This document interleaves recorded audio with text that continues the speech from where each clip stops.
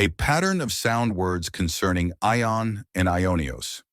The most commonly used Greek-English lexicons used today by Christians are those by Thayer, 1886, and by Arndt and Gingrich, 1957.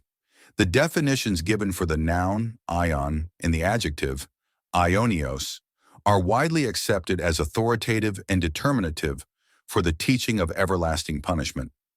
This becomes for many believers a strong bulwark against taking scriptural passages such as John 12:32, Romans 5:18, 19, 11:32-36, 1 Corinthians 15:22-28, 2 Corinthians 5:14, Ephesians 1:10, 11, Philippians 2:9-11, Colossians 1:20, 1 Timothy 2:4, 4:9-10, and 1 John 2:2 at face value.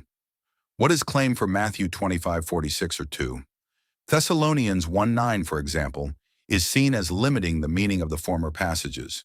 Concerning the noun, aion, however, both lexicons and all other such works allow for an interpretation that would harmonize with the teaching of eventual universal salvation. Thayer's lexicon gives as its first definition of aion the sense of age. This is the second definition of 4, given in the more recent lexicon edited by Arndt and Gingrich.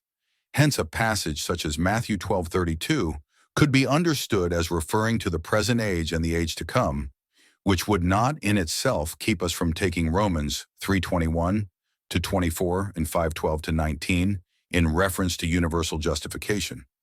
But in both of these lexicons, the adjective aionios is presented as having 3 meanings, in none of which the limiting sense of age is carried over from the noun. The adjective, it is claimed, means 1, without beginning, or 2, without end, or 3, without beginning or end. This may strike others, as it does me, as a rather dubious development of an adjective's meaning in relation to its noun form. But apart from that, this threefold definition simply does not work in several New Testament passages and many other passages in the Greek translation of the Old Testament, called the Septuagint. The usages of aionios in Romans 16:25, 2 Timothy 1:9, Titus 1:2, and Philemon 15 seem especially puzzling in view of the claims of these two lexicons.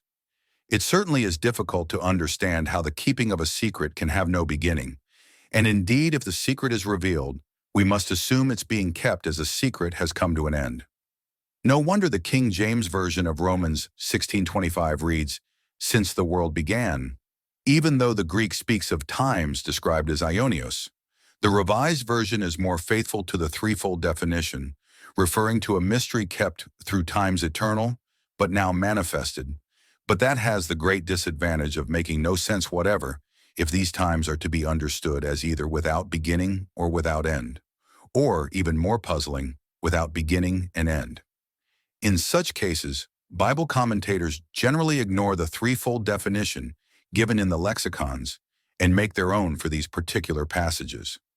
In the NICNT volume on Romans, John Murray explains that times eternal refers to the earlier ages of this world's history. The Epistle to the Romans, Volume 2, page 241. Such ages would obviously have both a beginning and end. Notice how A.T. Robertson handles the adjective in his word pictures in the New Testament. In commenting on Matthew 25:46, he follows the threefold definition given above, writing, "The word aionios means either without beginning or without end or both." Volume 1, page 202. But in commenting on Titus 1:2, he insists that the words "before times eternal" refer not to God's purpose before time began, but to definite promises, Romans 9:4, made in time. Here he explains Paul's words as signifying long ages ago, Volume 4, page 597.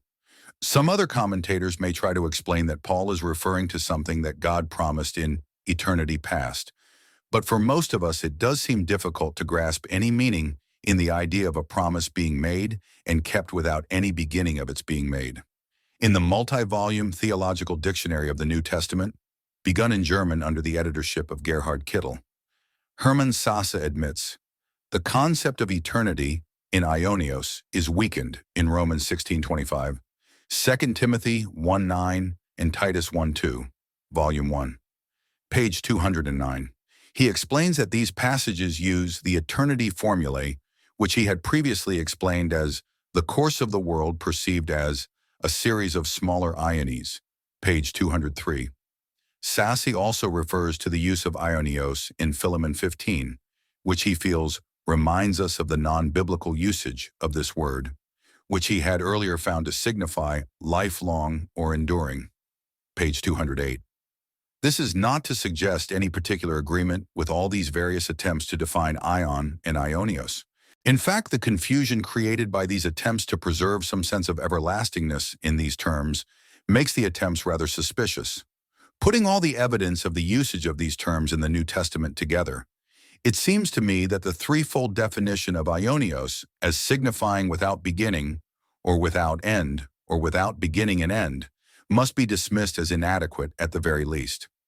Furthermore, to add further definitions that are not at all clear in themselves, as Sassa does, only adds to the confusion. Of all widely used modern attempts to define these terms, I have found the concluding definition given in the Vocabulary of the Greek Testament, edited by James Hope Moulton and George Milligan, most helpful. Concerning Aionios we read, in general the word depicts that of which the horizon is not in view, page 16. If the horizon of the extermination spoken of by Paul in 2 Thessalonians 1:9 is simply not in view, then we can see that what Paul says in 1 Corinthians 15:22 can truly occur. The same all who are dying in Adam, which includes some who incur Aeonian extermination, can indeed eventually be vivified in Christ. The Bible, in fact, does not speak of judgment and condemnation, death and destruction, Hades and Gehenna, or any of these serious consequences of sin as unending. It may refer to them as not having the end in view, but none of these fearful works of God can keep him from achieving his will, 1 Timothy 2:4. Reconciling all through the blood of Christ's cross, Colossians 1:20, and becoming all in all, 1 Corinthians 15:28. Author, Dean Houff. Published by Concordant Publishing Concern. All rights reserved, concordant.org.